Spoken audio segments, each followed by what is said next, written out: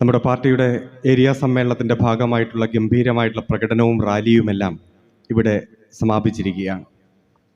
ഉദ്ഘാടകൻ സൂചിപ്പിച്ചതുപോലെ തന്നെ പാർട്ടി സമ്മേളനത്തിൻ്റെ ഭാഗമായി ഒരു പാർട്ടിയുടെ മുഴുവൻ അംഗങ്ങൾക്കും സമ്മേളന പ്രക്രിയയുടെ ഭാഗവാക്കാകുവാനും ചർച്ചയിൽ പങ്കെടുക്കുവാനും അഭിപ്രായം പറയുവാനുമെല്ലാം അനുവാദമുള്ള ലോകത്തിലെ ഏക പാർട്ടിയാണ് communist party of India Marxist. നമുക്ക് 5.25 ലക്ഷം പാർട്ടി അംഗങ്ങളുണ്ട് കേരളത്തിൽ.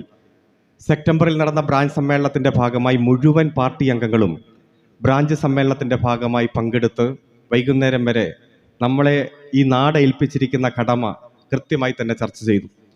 ലോക്കൽ സമ്മേളനങ്ങൾ ഒക്ടോബറിൽ പൂർത്തിയാക്കി. ഇപ്പോൾ ഏരിയ സമ്മേളനങ്ങൾ അടുത്ത മാസം ജില്ലാ സമ്മേളനമാണ്. നമുക്കറിയാം, ഇങ്ങനെ ഏറ്റവും ചിട്ടയായിട്ടുള്ള സംഘടനാ സമ്മേളനം ഓരോ 3 വർഷവും നടത്തി ഈ നാടിനെ ഏറ്റവും നന്നായി നയിക്കാൻ വേണ്ടിയിട്ടുള്ള ഉറച്ച തീരുമാനങ്ങൾ എടുത്ത് ലോകത്തിന് മാതൃകയായി നമ്മൾ മുന്നോട്ട് പോവുകയാണ്. പക്ഷെ നമ്മെ തകർക്കാൻ വേണ്ടിയിട്ടുള്ള വലിയ ഗൂഢാലോചന നമ്മുടെ രാജ്യത്തും സംസ്ഥാനത്തുമെല്ലാം വളരെയധികം സമാനതകളില്ലാത്ത മുമ്പെങ്കുമില്ലാത്ത തരത്തിൽ നടന്നുകൊണ്ടിരിക്കുന്നു. ഉദ്ഘാടകൻ ഇന്ന് ചൂണ്ടിക്കാണിച്ചു, കേന്ദ്രമന്ത്രിയുടെ ഒരു തീരുമാനം ഇന്നലെ വന്നു. അത് നമുക്കെല്ലാം അറിയുന്നത് പോലെ വയനാട്ടിലെ ഉരുൾപൊട്ടലുമായി ബന്ധപ്പെട്ടുകൊണ്ട് നയാ പൈസ നമുക്കില്ല എന്ന് നമ്മെ ഓർമ്മിപ്പിക്കുന്ന ഒരു കത്താണ് വന്നത്. നിങ്ങൾക്കറിയാം, ജൂലൈ മാസം 30-ാം തീയതിയാണ് ചൂരൽമലയിലും മുണ്ടക്കയിലും മഹാ ഉരുൾപൊട്ടലുണ്ടായത്. ഈ രാജ്യത്ത് നടന്ന ഉരുൾപൊട്ടലുകളുടെ ചരിത്രമെടുത്ത് നോക്കിയാൽ ഏറ്റവും വലിയ 3ാമത്തെ ഉരുൾപൊട്ടലാണ് ചൂരൽമലയിലും മുണ്ടക്കയിലും ഉണ്ടായത്. 400-ലധികം ആളുകൾ മരിച്ചു. 100ഓളം പേരെ ഇപ്പോഴും കണ്ടുകിട്ടിയിട്ടില്ല. 3 വാർഡുകൾ പൂർണ്ണമായി ഒലിച്ചുപോയി. എല്ലാം നഷ്ടപ്പെട്ട നിമിഷ നേരം കൊണ്ട് അനാഥരായി മാറിയ നൂറുകണക്കിന് ആളുകൾ. നമുക്കറിയാം, അതിൻ്റെ വേദന നമ്മളെല്ലാവരും അനുഭവിച്ചവരാണ്. ഉരുൾപൊട്ടലുണ്ടായി പിറ്റേ ദിവസം രാജ്യത്തിൻ്റെ പാർലമെൻറ്റിൽ ഈ രാജ്യത്തിൻ്റെ ആഭ്യന്തരമന്ത്രി ഒരു പ്രസ്താവന നടത്തി. 10 ദിവസം മുമ്പ് റെഡ് അലർട്ട് നിർദ്ദേശം ഈ കേരളത്തിന് കൊടുത്തതാണ്. കേരളം ഫലപ്രദമായി പ്രവർത്തിക്കാത്തത് കൊണ്ടാണ് ഉരുൾപൊട്ടൽ ഉണ്ടായതെന്ന് പറഞ്ഞു. അപ്പോൾ MP-മാർ എഴുന്നേറ്റ് നിന്ന് ചോദിച്ചു, അങ്ങനെ ഒരു നിർദ്ദേശം കൊടുത്തെങ്കിൽ അതിൻ്റെ കോപ്പി എവിടെയാണ്? പത്രക്കാർക്കെങ്കിലും കൊടുക്കുമല്ലോ. ഒരു കോപ്പിയുമില്ല. രാജ്യത്തിൻ്റെ ആഭ്യന്തരമന്ത്രി തന്നെ പച്ചയായ നുണ ഇന്ത്യയുടെ പാർലമെന്റിൽ വന്ന് പറയുന്നു. ഒരാഴ്ച കഴിഞ്ഞപ്പോൾ മറ്റൊരു മന്ത്രി, രാജ്യത്തിൻ്റെ പരിസ്ഥിതി മന്ത്രി പറയുന്നു, വയനാട്ടിൽ ചൂരൽമലയിൽ മുഴുവൻ കയ്യേറ്റക്കാരാണ്, അവിടെ മുഴുവൻ പാറമടകളാണ്, ആ പാറമടകൾ പൊട്ടിത്തെറിച്ചതാണെന്ന് ഇന്ത്യയുടെ പാർലമെന്റിൽ പ്രസ്താവന നടത്തുകയാണ്. ചൂരൽമലയിലും മുണ്ടക്കയിലുമുള്ള ഏറ്റവും സാധാരണക്കാർ, പതിറ്റാണ്ടുകളായി നൂറ്റാണ്ടുകളായി അവിടെ താമസിക്കുന്ന ഏറ്റവും സാധാരണക്കാർ പട്ടിണി പാവങ്ങളാണ്. അവിടെ 15 കിലോമീറ്റർ ചുറ്റളവിൽ ഒറ്റ പാറമടകൾ പോലും പ്രവർത്തിക്കുന്നില്ല. രാജ്യത്തിന്റെ ഉത്തരവാദിത്തപ്പെട്ട മന്ത്രി വന്ന് പാർലമെന്റിൽ വീണ്ടും നുണ പറയുകയാണ്. പിന്നെ പത്രങ്ങളിൽ നമ്മളൊരു വാർത്ത വായിച്ചു. എന്താ? ഈ രാജ്യത്തെ ശാസ്ത്രജ്ഞന്മാരെ കണ്ടെത്തി കേന്ദ്ര ഗവൺമെന്റിന്റെ പ്രതിനിധികൾ പറയുകയാണ്, നിങ്ങൾ എഴുതണം. എന്തെഴുതണം? ഈ ഉരുൾപൊട്ടൽ ഉണ്ടായത് സംസ്ഥാന ഗവൺമെന്റിന്റെ കെടുകാര്യസ്ഥത കൊണ്ടാണ്, വീഴ്ച കൊണ്ടാണ് എന്ന് ശാസ്ത്രജ്ഞന്മാരെല്ലാം ലേഖനം എഴുതണം, സോഷ്യൽ മീഡിയയിൽ എഴുതണം. അങ്ങനെ കേരളത്തെ തകർക്കണം. നമ്മൾ വായിച്ചില്ലേ പത്രങ്ങളിൽ? സാക്ഷാൽ 10 ദിവസം കഴിഞ്ഞപ്പോൾ, അതായത് ഓഗസ്റ്റ് മാസം 10-ന് സാക്ഷാൽ പ്രധാനമന്ത്രി അങ്ങ് വന്നു ചൂരൽമലയിലേക്ക്, മുണ്ടക്കയിലേക്ക്. ദുരിതാശ്വാസ ക്യാമ്പുകൾ സന്ദർശിച്ചു. മന്ത്രി പറഞ്ഞല്ലോ, കൊച്ചുകുട്ടികളെയൊക്കെ എടുത്ത് റീലുകൾ നിർമ്മിച്ച് അദ്ദേഹത്തിന്റെ നരച്ച താടിയ മുഖത്തൊക്കെ ഉരുമി വീഡിയോ ഒക്കെ ഇറക്കിയിട്ട് പറഞ്ഞു, ഞങ്ങൾ കേരളത്തോടൊപ്പമുണ്ട്, എല്ലാം തരും എന്ന് പറഞ്ഞു. വളരെ പ്രതീക്ഷയോടെ നാം കാത്തിരുന്നു. പ്രിയപ്പെട്ടവരെ, ചൂരൽമലയിൽ ഉരുൾപൊട്ടലുണ്ടായി ഒരാഴ്ച കഴിഞ്ഞപ്പോൾ ത്രിപുരയിൽ വെള്ളപ്പൊക്കമുണ്ടായി. 11 പേർ മരിച്ചു. അവിടെ അന്നേ ദിവസം രാത്രി 40 കോടി രൂപയാണ് കൊടുത്തത്. ഒരാഴ്ച കഴിഞ്ഞപ്പോൾ ആന്ധ്രയിൽ വെള്ളപ്പൊക്കമുണ്ടായി. ആന്ധ്രയിൽ അന്നേ ദിവസം കൊടുത്തത് 3448 കോടി രൂപയാണ് കേന്ദ്ര ഗവൺമെന്റ് എണ്ണിക്കൊടുത്തത്. വീണ്ടും 3-4 ദിവസം കഴിഞ്ഞപ്പോൾ ബീഹാറിൽ വെള്ളപ്പൊക്കമുണ്ടായി. അതുപോലെ നാഗാലാൻഡിലും സിക്കിമിലും വെള്ളപ്പൊക്കമുണ്ടായി. അവിടെ 750 കോടി, 900 കോടി, 1000 കോടി വിതരണം ചെയ്തു. നമ്മുടെ കൊച്ചു കേരളത്തിന് മാത്രം ഒന്നുമില്ല. നമ്മൾ കാത്തിരുന്നു. പ്രധാനമന്ത്രി വന്ന് പറഞ്ഞാൽ വാക്കുപാലിക്കുമെന്നല്ലേ നാം വിശ്വസിച്ചത്? പ്രധാനമന്ത്രി ഇവിടെ വന്ന് സന്ദർശിച്ച് പോയിട്ട് പ്രിയപ്പെട്ടവരെ ഇന്നേക്ക് 95 ദിവസം തികഞ്ഞിരിക്കുകയാണ്. ഈ കേരളത്തിന് മാത്രം ഒന്നുമില്ല. ഇത് നമ്മൾ ഇന്നും ഇന്നലെയും കാണുന്നതല്ലല്ലോ. നമുക്കറിയാം, 2018-ലെ മഹാപ്രളയം.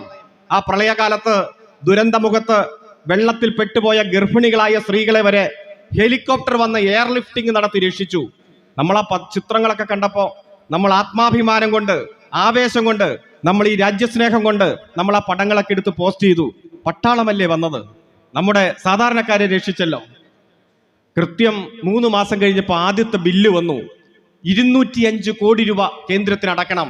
ഈ രാജ്യത്തിലെ ജനങ്ങൾ, കേരളത്തിലെ ജനങ്ങൾ ദുരന്തമുഖത്ത് നിൽക്കുമ്പോൾ രാജ്യത്തിന്റെ പട്ടാളം വന്ന് രക്ഷിച്ചു കൊണ്ടുപോയതിന് 205 കോടി രൂപ കേരളം അടക്കണം. അടച്ചില്ലെങ്കിൽ അടുത്ത നടപടി സ്വീകരിക്കുമെന്ന് പറഞ്ഞു.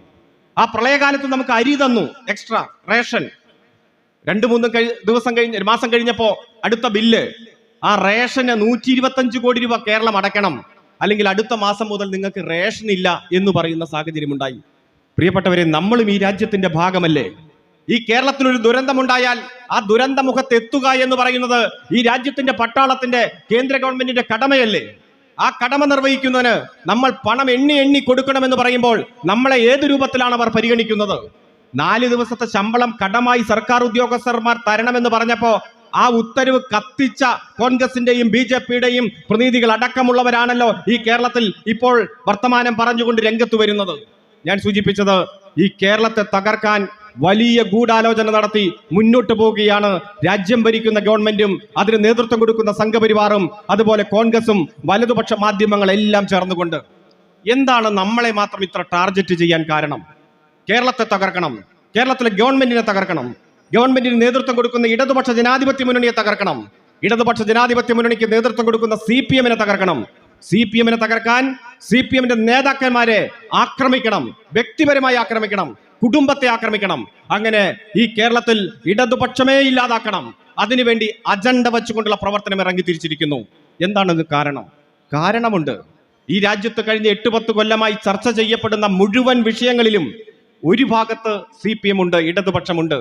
ഏത് വിഷയം എടുത്തു നോക്കുക, പാർലമെന്റ് തെരഞ്ഞെടുപ്പിൽ നമ്മൾ ഉദ്ദേശിച്ച വിജയം കിട്ടിയില്ല, പക്ഷേ തെരഞ്ഞെടുപ്പ് കൈകാര്യം ചെയ്ത മുഴുവൻ വിഷയങ്ങളിലും നമ്മളുണ്ട്. കാശ്മീരിനെ കീറിമുറിച്ചു, അവിടുത്തെ നേതാക്കന്മാരെ മുഴുവൻ വീട്ടുതടങ്കലിലിട്ടപ്പോൾ സുപ്രീം കോടതിയിൽ പോയി നിയമ പോരാട്ടം നടത്തി അവിടുത്തെ ഓരോ പാർട്ടിയുടെ നേതാക്കന്മാരെ മോചിപ്പിക്കണമെന്നും കാശ്മീരിനെ കീറിമുറിച്ചത് ഭരണഘടനാ വിരുദ്ധമാണെന്ന് പ്രഖ്യാപിക്കണമെന്നും ആവശ്യപ്പെട്ടുകൊണ്ട് അതിശക്തമായിട്ടുള്ള നിയമ പോരാട്ടത്തിന്റെ ആദ്യഘട്ടം നടത്തി സുപ്രീം കോടതിയിലെത്തിയ നേതാവിന്റെ പേര് സീതാറാം യെച്ചൂരി എന്നാണ്. CPM-ന്റെ മുൻ അഖിലേന്ത്യാ ജനറൽ സെക്രട്ടറിയാണ്. Habeas corpus produce the body എന്നാണ്. യൂസഫ് തരിഗാമി അടക്കം ഇപ്പോൾ മുഖ്യമന്ത്രിയായിട്ടുള്ള നാഷണൽ കോൺഫറൻസിന്റെ നേതാവ് അടക്കമുള്ളവരെ രക്ഷിച്ച് ഡൽഹിയിൽ കൊണ്ടുവന്ന് ചികിത്സ കൊടുത്തത് CPM നടത്തിയ പോരാട്ടത്തിന്റെ ഭാഗമായിട്ടാണ്. രണ്ടാമത് പൗരത്വ ഭേദഗതി നിയമം. പൗരത്വത്തിന്റെ മാനദണ്ഡം മതമാക്കി മാറ്റി. നമ്മൾ പറഞ്ഞു, ഒരു രാജ്യത്ത് ജനിച്ചു വീഴുന്ന മുഴുവൻ ആളുകളും ആ രാജ്യത്തിന്റെ മക്കളാണ്. ജാതിയുടെയും മതത്തിന്റെയും എല്ലാം പേരിൽ വേർതിരിക്കുന്ന, അല്ലെങ്കിൽ പൗരത്വത്തിന്റെ മാനദണ്ഡം മതമാക്കി മാറ്റിയാൽ ഈ രാജ്യം ഒരു മതരാഷ്ട്രമാക്കി മാറ്റും. അത് മാറ്റാനുള്ള ശ്രമത്തിനെതിരെ എന്തു വില കൊടുത്തും ഞങ്ങൾ ചെറുക്കുമെന്ന് CPM പ്രഖ്യാപിച്ചു. ഈ രാജ്യവുമായി അതിർത്തി പങ്കെടുക്കുന്ന 8 രാജ്യങ്ങളുണ്ട്. അതിൽ ചില രാജ്യങ്ങളിൽ നിന്ന് വരുന്ന ചില മതത്തിൽപ്പെട്ടവർക്ക് മാത്രം പൗരത്വമില്ലേ, രാജ്യം വിട്ടു പോകണം. ആസാമിൽ പണി തീർത്തിരിക്കുന്ന ഡിറ്റൻഷൻ സെന്ററുകളിൽ ജീവിതകാലം മുഴുവൻ ഹോമിക്കേണ്ടി വരും. പാർലമെന്റിനകത്തും പുറത്തും ഉജ്ജ്വലമായ സമര പോരാട്ടങ്ങൾക്ക് നേതൃത്വം കൊടുത്തു. ആ സമരത്തിന്റെ ഭാഗമായി CPM നടത്തിയ ഉജ്ജ്വലമായിട്ടുള്ള ഇടപെടലുകൾ രാജ്യത്താകമാനം ചർച്ചയായി. അപ്പൊ പറഞ്ഞു, ന്യൂനപക്ഷ പീഡനമാണ് ആക്രമണം. അതിനുശേഷം മുത്തലാഖ് പരിഷ്കരണ നിയമം.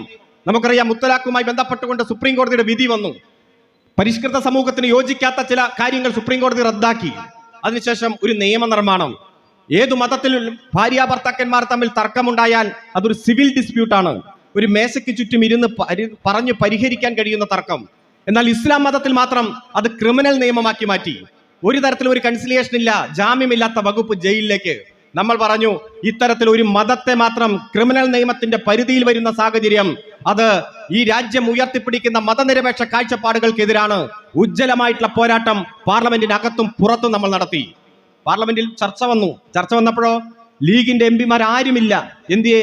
വിമാനം കിട്ടിയില്ല എന്ന് പറഞ്ഞു ചില ആളുകൾ പറഞ്ഞു തൊട്ടടുത്ത് കല്യാണമുണ്ട്, അപ്പൊ ബിരിയാണി ചെമ്പ് തുറക്കണ സമയമാണ്, അതുകൊണ്ട് മുത്തലാഖുമായി ബന്ധപ്പെട്ടുള്ള ചർച്ചയിൽ പങ്കെടുക്കാൻ ഞങ്ങൾക്ക് സമയം കിട്ടിയില്ല എന്ന് പറഞ്ഞ സാഹചര്യം കോൺഗ്രസിന്റെ ഭാഗത്തുനിന്നും എല്ലാം നാം കാണുകയുണ്ടായി.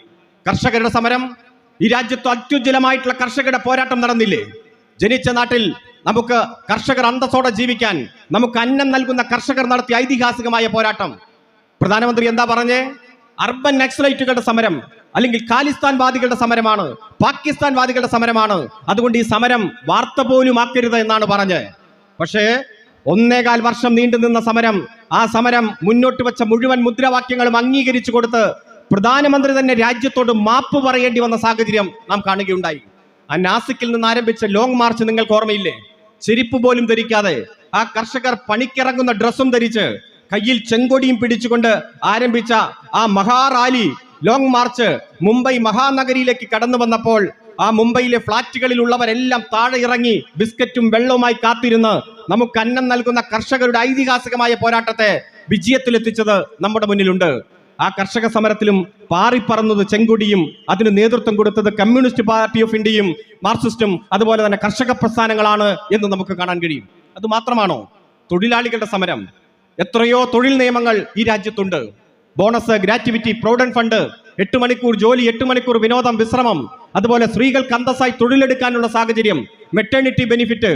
ഓരോ തൊഴിൽ നിയമവും നാം നേടിയെടുത്തത് ഉജ്ജ്വലമായ സമര പോരാട്ടങ്ങളുടെ ഭാഗമായിട്ടാണ്, ധീര രക്തസാക്ഷിത്വങ്ങളുടെ ഭാഗമായിട്ടാണ്. എന്നാൽ 27ഓളം വരുന്ന തൊഴിൽ നിയമങ്ങളെ 4 കോഡുകളാക്കി മാറ്റി ലേബർ കോഡ് അടിച്ചേൽപ്പിച്ചു. നമ്മൾ രാഷ്ട്രീയ പാർട്ടികളുടെ നിറവ്യത്യാസം മാറ്റിവെച്ചുകൊണ്ട് ഉജ്ജ്വലമായ സമരത്തിന് നേതൃത്വം കൊടുത്തു. അവസാനം ധൃതി പിടിച്ച് ലേബർ കോഡ് നടപ്പാക്കേണ്ടതില്ല എന്ന് പ്രഖ്യാപിച്ചുകൊണ്ട് പിൻവലിഞ്ഞു പോകേണ്ട സാഹചര്യമുണ്ടായി. ഇവിടെ ഉദ്ഘാടകൻ സൂചിപ്പിച്ചു, സമരത്തിൽ പങ്കെടുക്കുന്നവരെ, പ്രതിഷേധത്തിൽ പങ്കെടുക്കുന്നവരുടെ വീട് ബുൾഡോസർ ഉപയോഗിച്ചുകൊണ്ട് തകർക്കും. ആ ബുൾഡോസറിന്റെ ആ ഫ്രണ്ടിലെ കപ്പിന് മുന്നിലേക്ക് കയറി നിന്ന് നിർത്ത നിന്റെ ബുൾഡോസർ എന്ന് പറഞ്ഞ നമ്മുടെ ഒരു നേതാവുണ്ട്. ആരായിരുന്നു അവർ? CPM-ന്റെ പോളിറ്റ് ബ്യൂറോ അംഗം സഖാവ് വൃന്ദ കാരാട്ട് നിയമ പോരാട്ടം നടത്തി. ഇന്ന് ഈ രാജ്യത്താകമാനം ബുൾഡോസർ രാജ് അവസാനിപ്പിക്കുന്ന സുപ്രീം കോടതിയുടെ വിധി വന്ന സാഹചര്യം CPM നടത്തിയ, വൃന്ദ കാരാട്ട് നടത്തിയ നിയമ പോരാട്ടത്തിന്റെ ഭാഗമായിട്ടാണ്. ബിൽക്കിസ് ബാനുവിനെ നിങ്ങൾക്ക് ഓർമ്മയില്ലേ? ഉദരത്തിൽ വളർന്ന പിഞ്ചു പൈതലിനെ നഷ്ടപ്പെട്ടു. 3 വയസ്സുള്ള പെൺകിടാവിനെ നിലത്ത് കരിങ്കില്ലടിച്ചു കൊലപ്പെടുത്തി. ആ കുടുംബത്തിൽ 25ഓളം പേരെ ക്രൂരമായി കൊലപ്പെടുത്തി. 20ഓളം പേർ ചേർന്ന് ബിൽക്കിസ് ബാനുവിനെ ബലാത്സംഗം ചെയ്തു. ആ കേസിലെ വിചാരണ അട്ടിമറിച്ചു.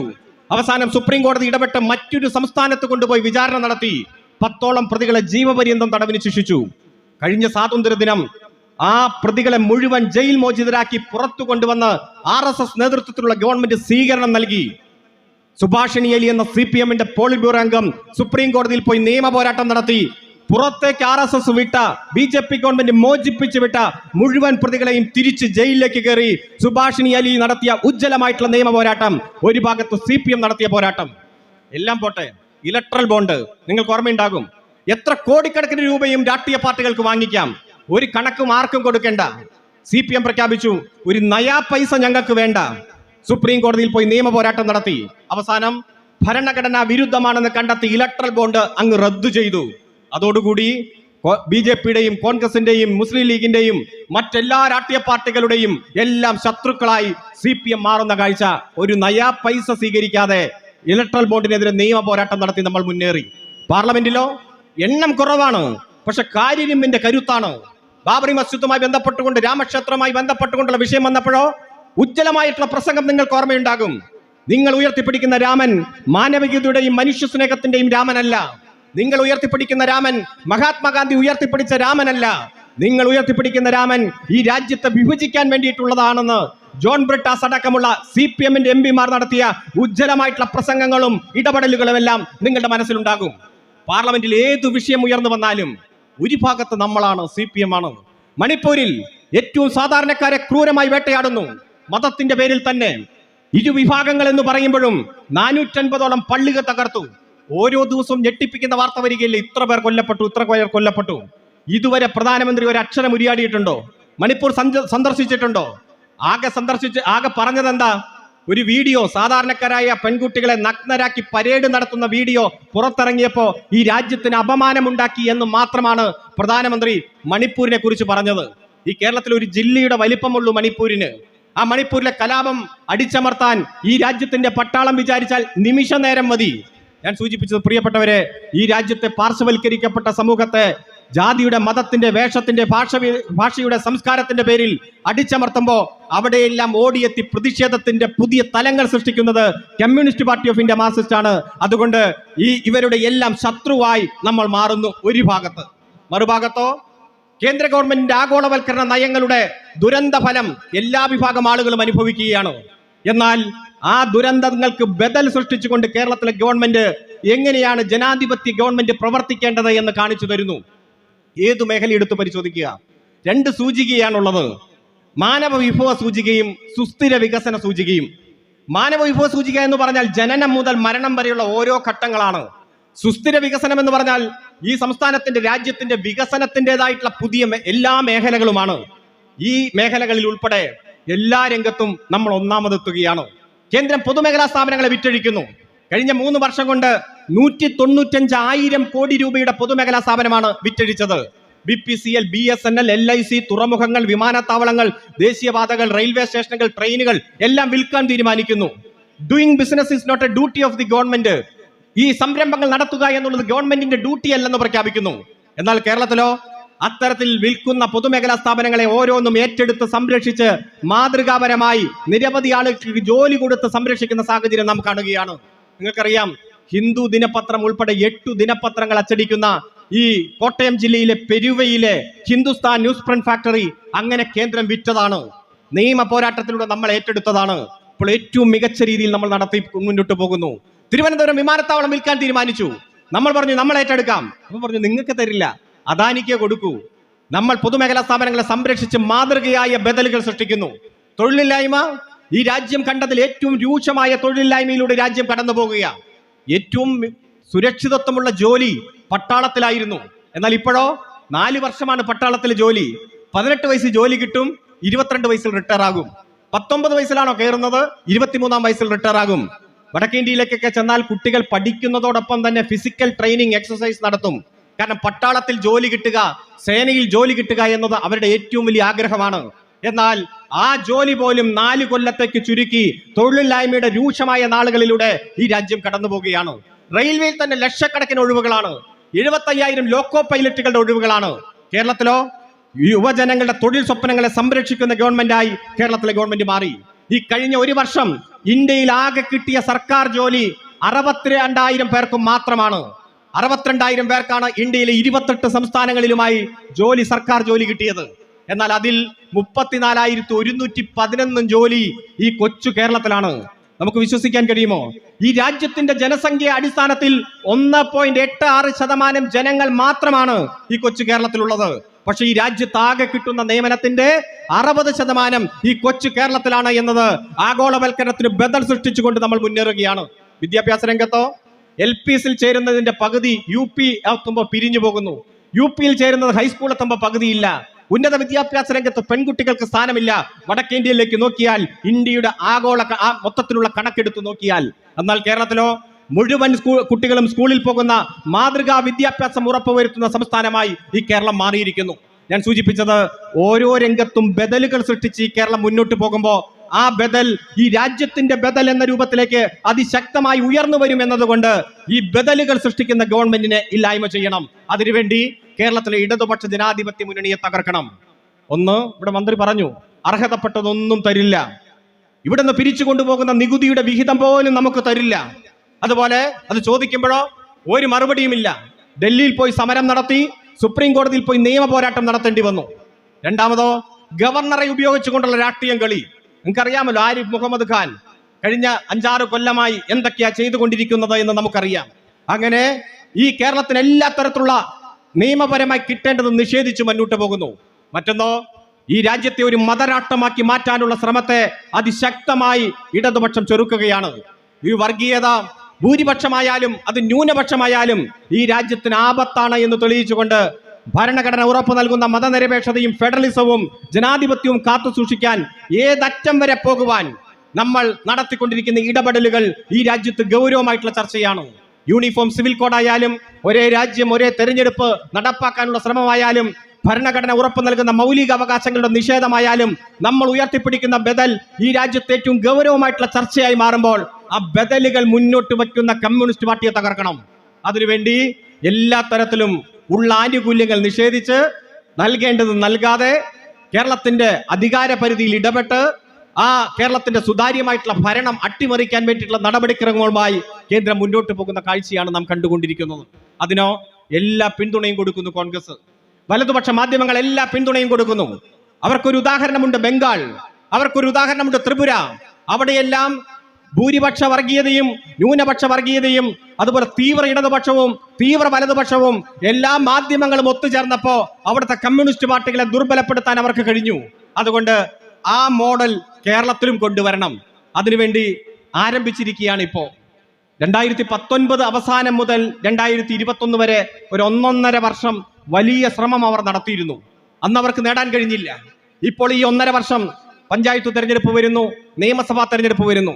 ഇപ്പോ കൂട്ടിയോജിച്ച് പ്രവർത്തിച്ചാൽ എങ്ങനെയെങ്കിലും ഇടതുപക്ഷത്തെ രാജ്യത്ത് തന്നെ ഇല്ലാതാക്കാം.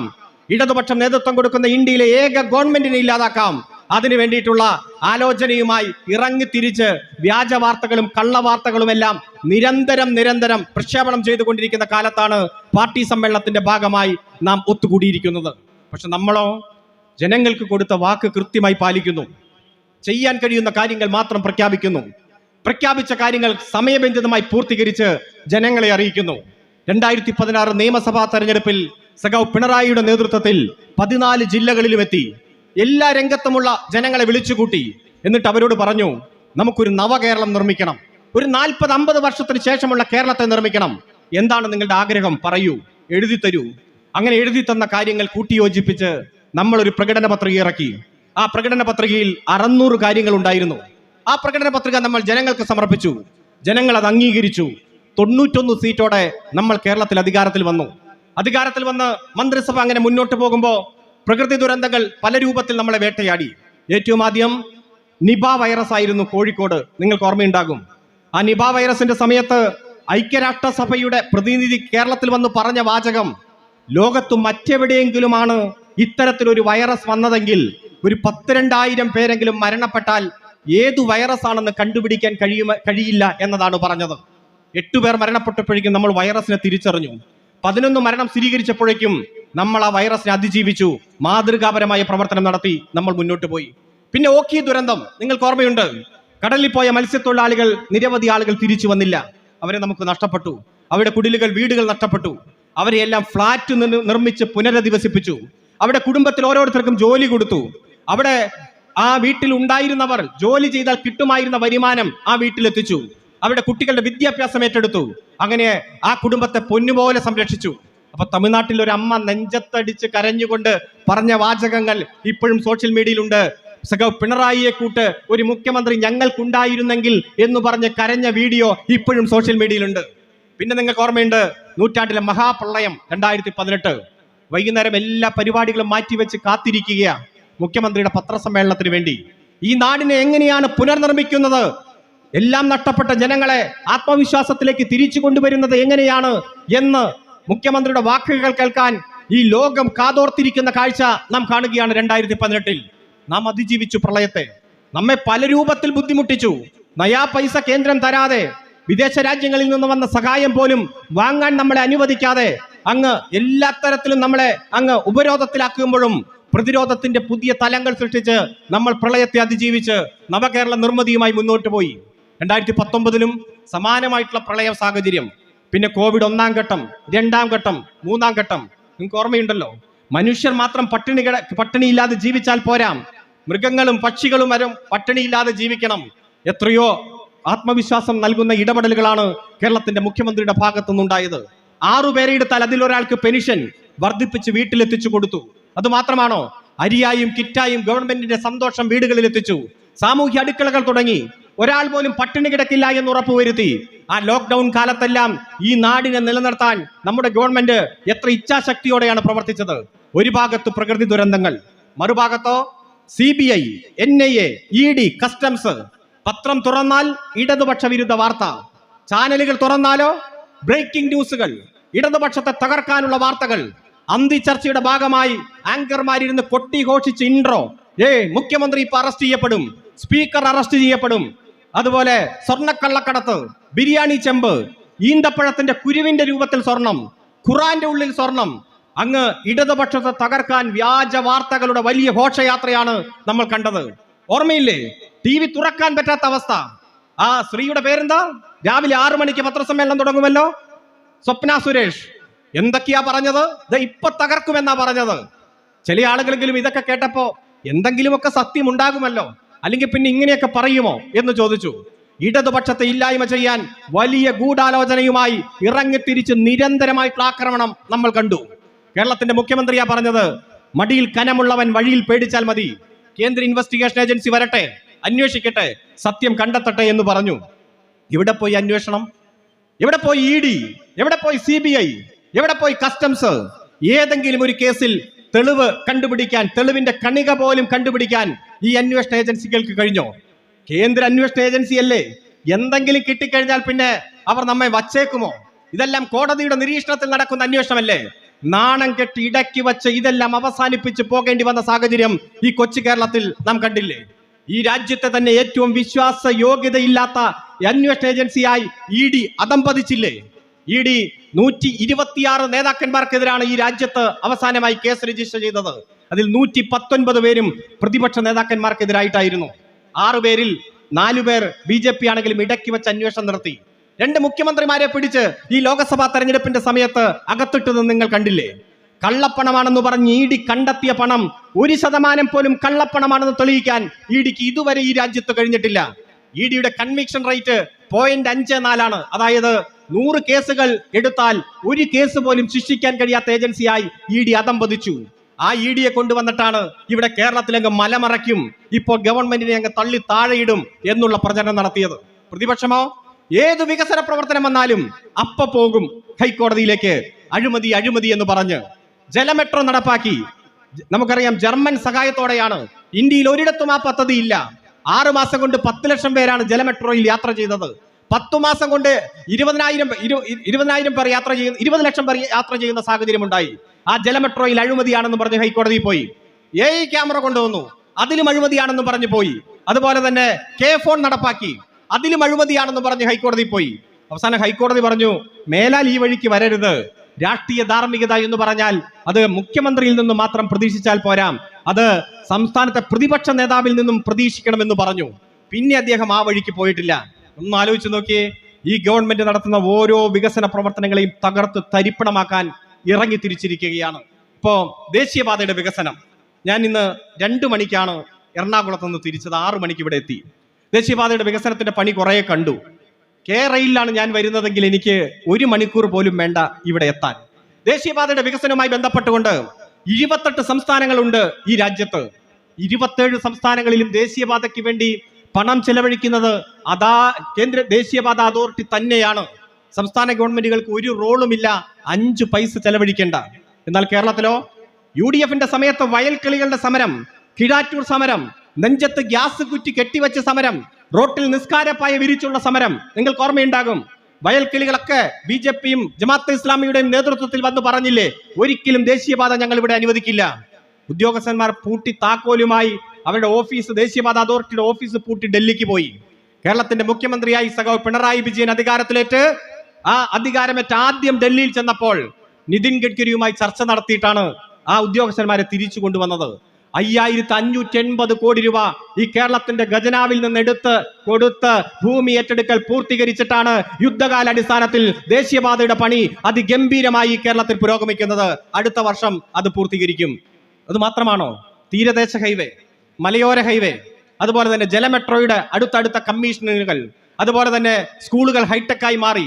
ആരോഗ്യരംഗത്ത് പുത്തൻ സമീപനങ്ങൾ എത്ര മാതൃകാപരമായി നടപ്പാക്കി. എല്ലാ രംഗത്തും ഈ കേരളം കുതിച്ചുകൊണ്ടിരിക്കുകയാണ്. പക്ഷെ നമുക്കെതിരെ ചില പരാതി ഉണ്ടായിരുന്നു. എന്തായിരുന്നു? സ്കൂൾ രംഗത്തുള്ള നേട്ടം നിങ്ങൾക്കറിയാം. മുഴുവൻ കുട്ടികളും സ്കൂളിൽ പോകുന്ന, എല്ലാ സ്കൂളുകളും ഹൈടെക്കായി മാറിയ, കഞ്ഞിയൊക്കെ മാറി, ഉച്ചയ്ക്ക് വിഭവസമൃദ്ധമായ സദ്യയുള്ള, പാഠപുസ്തകം ഫ്രീ, യൂണിഫോം ഫ്രീ, അവസാനം യൂണിഫോം തയ്ക്കാനുള്ള തുക വരെ ഒരു കവറിലിട്ട് കൊടുക്കുന്ന ഈ കേരളത്തിന്റെ മോഡൽ, അത് ഉന്നത വിദ്യാഭ്യാസ രംഗത്ത് ഇല്ല എന്നതായിരുന്നു പരാതി. ഉദ്ഘാടകൻ സൂചിപ്പിച്ചു, മന്ത്രി സൂചിപ്പിച്ചു. എന്തായിരുന്നു? ഉന്നത വിദ്യാഭ്യാസ രംഗത്ത് പ്രിയപ്പെട്ടവരെ, ഈ കേരളത്തിലെ ഏറ്റവും മികച്ച സർവകലാശാലകളുടെ ലിസ്റ്റ് വന്നു. 15 സർവകലാശാല, അതിൽ 4 എണ്ണം നമ്മുടെ കൊച്ചു കേരളത്തിലെയാണ്. കാലിക്കറ്റ് സർവകലാശാല, കൊച്ചി സർവകലാശാല, MG യൂണിവേഴ്സിറ്റി, കേരള സർവകലാശാല. ഈ രാജ്യത്തെ 15 സർവകലാശാലകൾ ഏറ്റവും മികച്ചതിന്റെ ലിസ്റ്റ് വരുമ്പോ 4 എണ്ണം ഈ കൊച്ചു കേരളത്തിൽ നിന്നാണ്. ഈ രാജ്യത്തെ ഏറ്റവും മികച്ച ഗവൺമെന്റ് കോളേജുകളുടെ ലിസ്റ്റ് വന്നു. ഈ രാജ്യത്ത് 2ാം സ്ഥാനം എറണാകുളം മഹാരാജാസ് കോളേജിനാണ്. ഈ രാജ്യത്തെ ഏറ്റവും മികച്ച 100 കോളേജുകളുടെ ലിസ്റ്റ് വന്നു. ഭൂരിഭാഗം കോളേജുകളും നമ്മുടെ കൊച്ചു കേരളത്തിൽ നിന്നാണ്. പത്രങ്ങൾ വായിച്ചാൽ ഈ വാർത്ത വായിക്കാൻ കഴിയില്ല. ലോകത്തുള്ള 65 രാജ്യങ്ങളിലെ കുട്ടികളാണ് ഈ തവണ MG യൂണിവേഴ്സിറ്റിയിൽ അഡ്മിഷൻ എടുത്തിരിക്കുന്നത്.